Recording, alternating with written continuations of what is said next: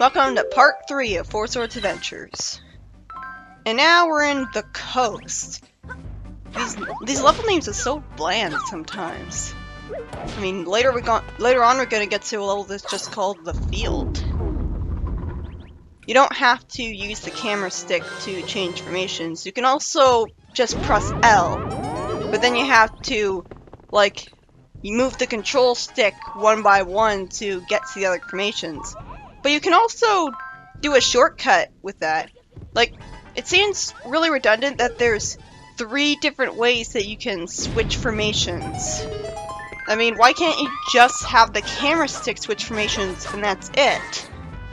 I guess they wanted to, like, the camera stick doesn't make it as clear as just pressing L, and then you can see the menu that tells you which formation is which. So you can just select it, and it's more intuitive that way. Whereas with the camera stick, it's not always intuitive which direction you have to press. So now you have the slingshot. The first time that we've ever seen it be used in a top-down game, unless the Oracle games had it and I missed it. And you have to charge up the slingshot before it can deal damage, because otherwise it'll just bounce off them harmlessly, and then there'd be really no point.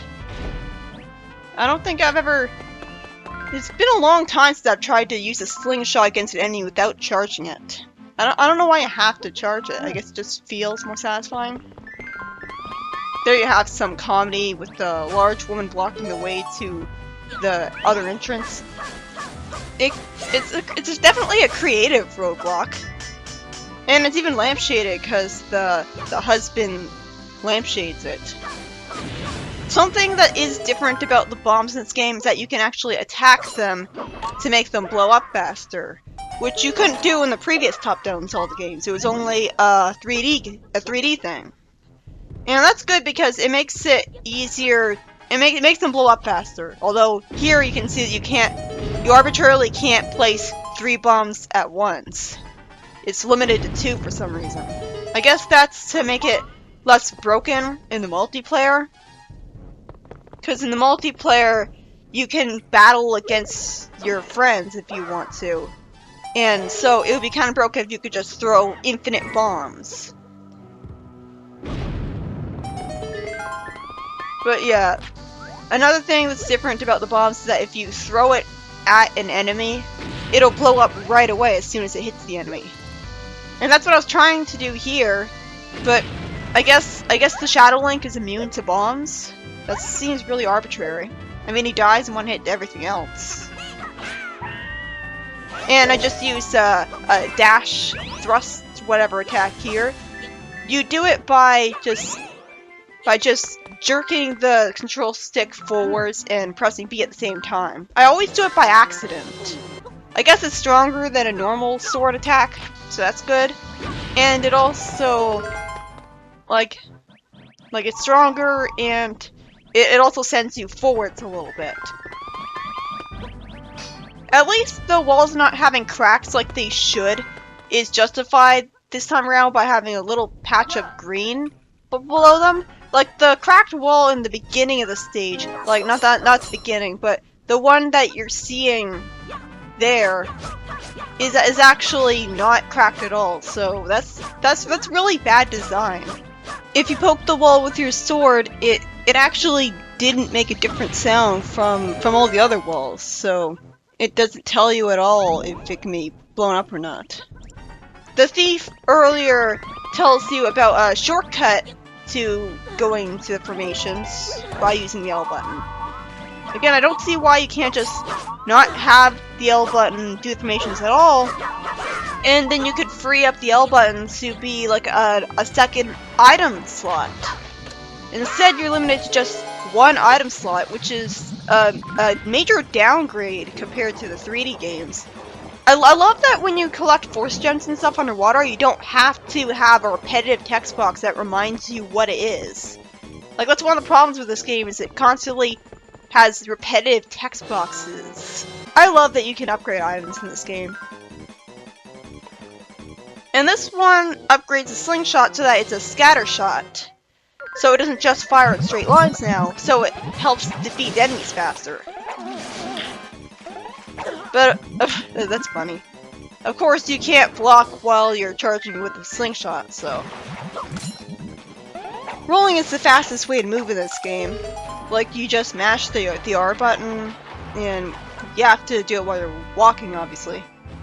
The problem with rolling is that every time you roll, it plays an annoying voice clip.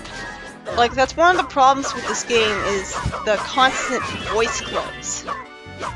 It wouldn't be so bad if it was just from the NPCs. Like, I like some. Some of them have charm, like the old man going, "Whoa!" Even if the voice acting isn't exactly stellar. The voice acting for the crying is good. The crying woman. But unfortunately, they insist on having voice clips for the characters as well, which is never a good thing. Because it means that you'll always be hearing them, like, scream out whenever you attack.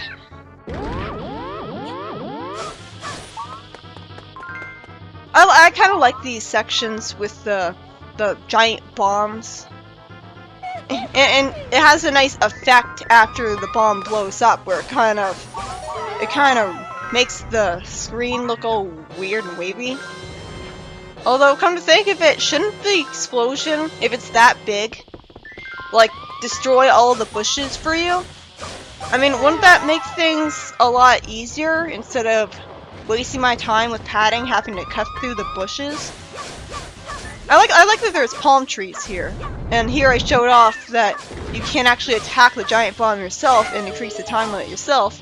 So you gotta be careful because you might end up having it blow up on you. Not that it really matters if the bomb blows up on you though, because this game showers you with fairies. Like, the force fairies are basically the fairy in the bottle.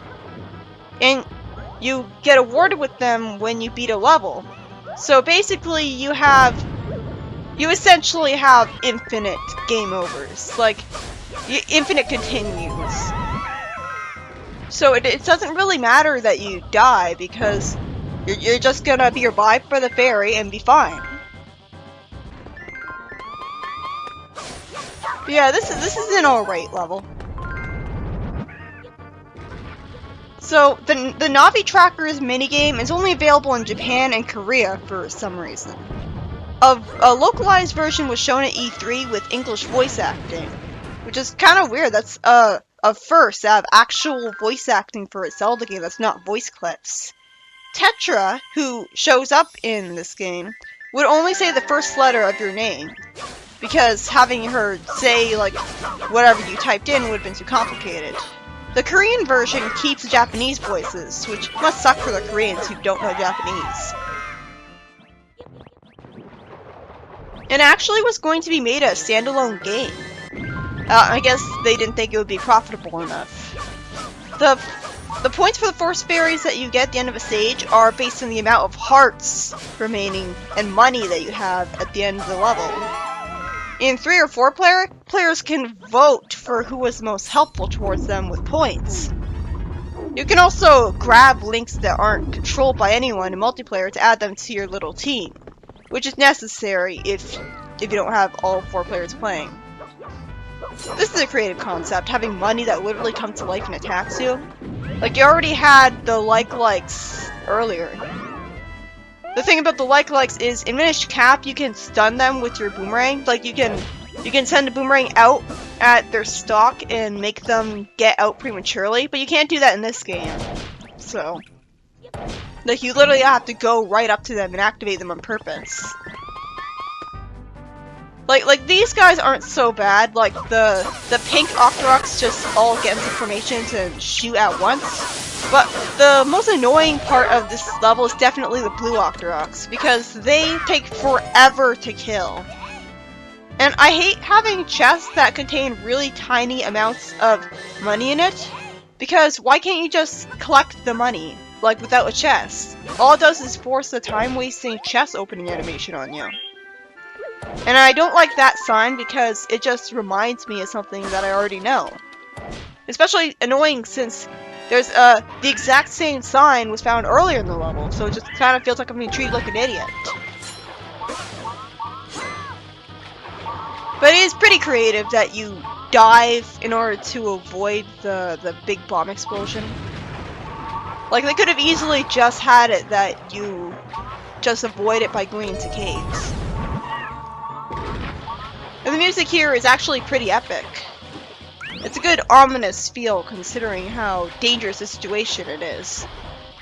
This boss is annoying because obviously it's color-coded which one. Obviously it's color-coded, but it spins around so fast that it's kind of hard to hit the right one time, and plus it can also double back and fake you out. It's not that big of a deal though. And of course the boss gives you a whole bunch of money just in case you don't have enough at the end of it. I really wish that you could break like the entire barrier with just the horizontal formation, but unfortunately you can't speed up that way because they're so, like, each individual thing they have to break is so large that you can't really do that. I don't really see the point of having them in formations then, like having a cross-shaped formation of those breakable things, because you can't break them all at once no matter how hard you try. For some reason, Village of the Blue Maiden was my favorite stage when I was a kid. I mean, it makes sense because it has such charm. Like, both of the villages in this game have such charm to them. And it's also really unique, having basically a dungeon that's a village. I guess any level could qualify as a dungeon in this game, because it's about solving puzzles. But the problem with making a village into an entire level dungeon-like thing is that it basically ends up being forced to feel like padding most of the way through. Because it's less about solving puzzles and more about backtracking a whole bunch, doing a side quest where you talk to all the important guys in the village. I mean, like, this is not really about constantly progressing through the level, feeling like you're advancing further and further and further. But I like the creepy music, like, where it's just a remix of the Kakariko Village theme, but it's in a deeper tone, and it's like a minor note. So that's pretty creative. Here I showed off that you're allowed to carry objects from one screen to another, like past the screen transition. Which is interesting because you can never do that in, like, A Link to the Past. You can never carry a cookie from one screen to another. And here's some more charming parts of the level. Like, there's a fat woman guarding the way to her store, and you can actually push her with the square formation, which is really unique because you normally can't push NPCs or interact with them in ways other than talking to them at all.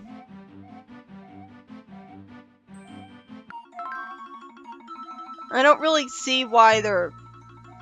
I mean, they shouldn't be bothering the Seekers that much. I mean, it should. Why did they even think that the Seekers can help save the children? Like, the children vanishing plot in the first place is really arbitrary. What do the, I assume it's the Shadowlings who brought the kids into the physics the physics for cookie throwing is really weird in the 2D sections. Cause like I tried to throw it and I barely threw it forwards at all. But yeah, the whole children go missing, it doesn't really make any sense. I mean, that guy annoyed me. But like what does Shadowlink have to gain in doing this? If he wants to be evil, why doesn't he just kill all of them? Why is he just targeting the children? So it's really just there to add some more to the plot, but it wasn't really thought all the way through. And this is the first level to introduce the concept of the Dark World in this game, which is done in a radically different way than in Link to the Past, which kind of makes it pointless that that's called the Dark World just for the sake of a nostalgic reference, because it's absolutely nothing like it. The Dark World, instead of being an entirely different world that has different colored grass and everything, instead it's basically the same level design, but it's kind of different, so it's like some weird parallel world. Oh yeah, another thing that's different about the lantern in this game is that you can burn stumps and even bushes and grass with it. I don't think it gives you as much money though. Like it doesn't. No, I think it gives you the same amount of money. It's only that it's that when you burn the stumps in particular, you get 5 money instead of just 1. Something that annoys me about the plot in this level is that, like, I love that you have the mages. Like they're living as if they're like a normal part of the village.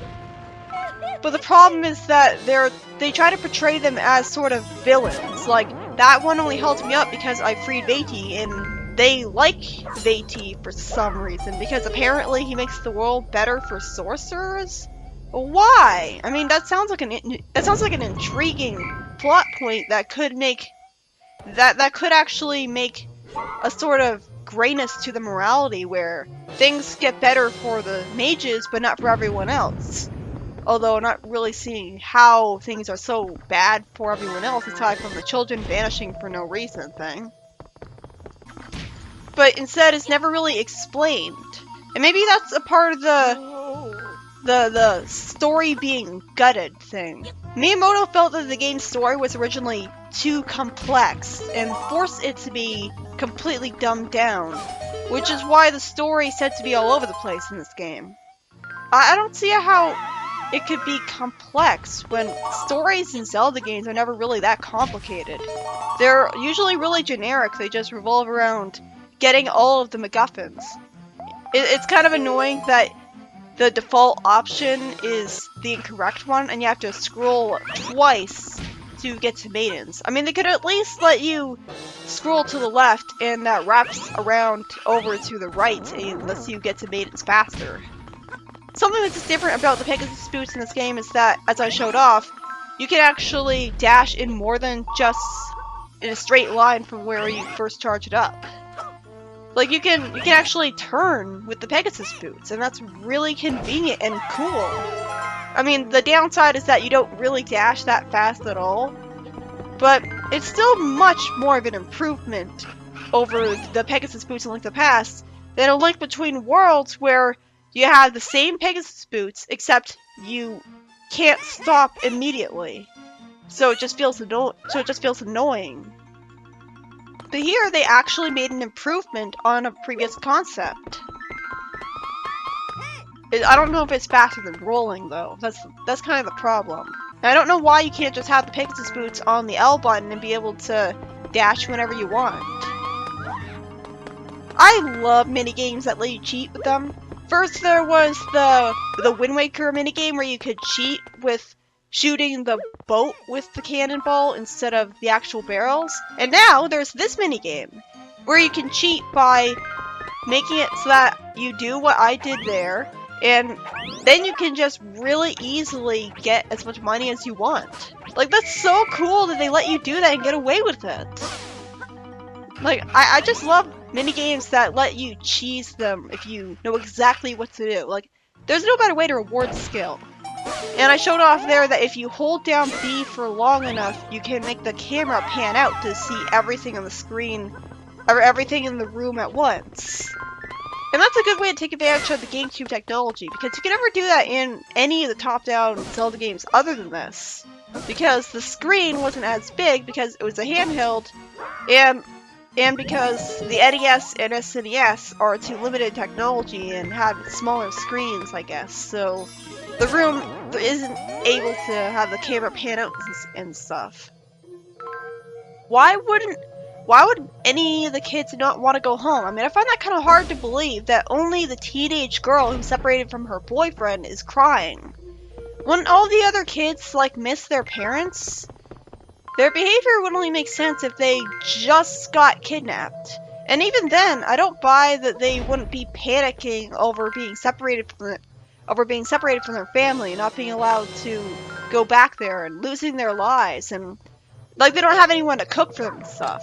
The physics in the Dark World are weird for some reason, because I tried to burn all the bushes and stumps at once in one go and you can't do that.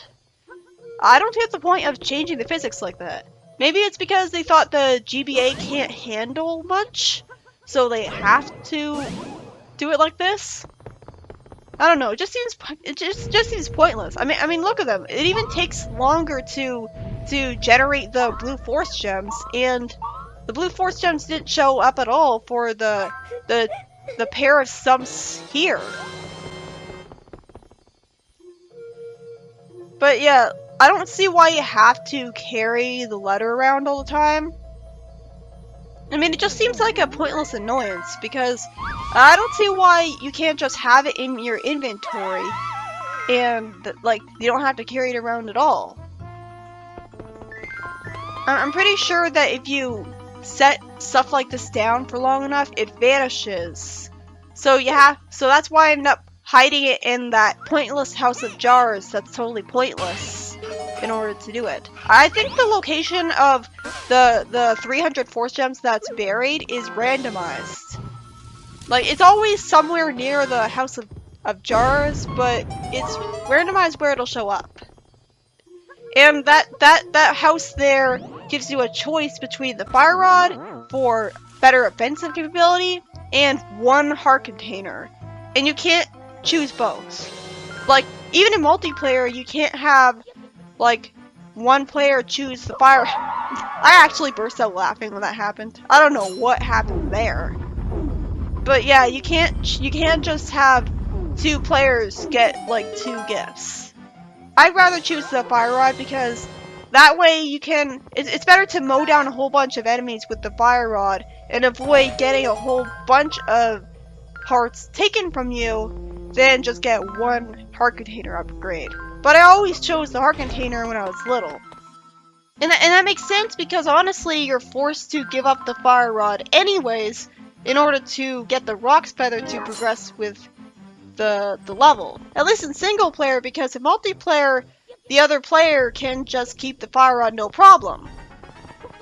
Like the controls in the 2D platforming sections are really stiff. I mean, they make Zelda 2 look like it controls wonderfully. And honestly, I think it does, but I mean, like, not terribly at least. But it's hard to describe because I haven't really gone through much 2D platforming recently in this game yet. Also, this is a point of no return. Like, you can't travel back to the village after this point. Not that there's a point to it because you've already accomplished everything anyways. I love that you can stun him and even kill him in one hit. Well, maybe it's not one hit. Maybe he just got attacked by the bomb at the same time that I did a downward thrust on him. Like, that is so cool that you can attack him just by doing that. Like, that's so cool.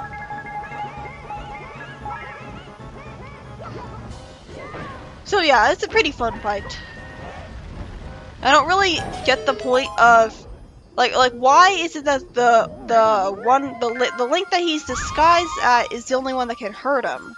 Like, what's the point? Why wouldn't he disguise himself as someone else so that it would throw you off? Like, now you have no idea which Link you have to use. I mean, obviously it's for game design purposes, but it doesn't really make sense for him to do that at all in the universe.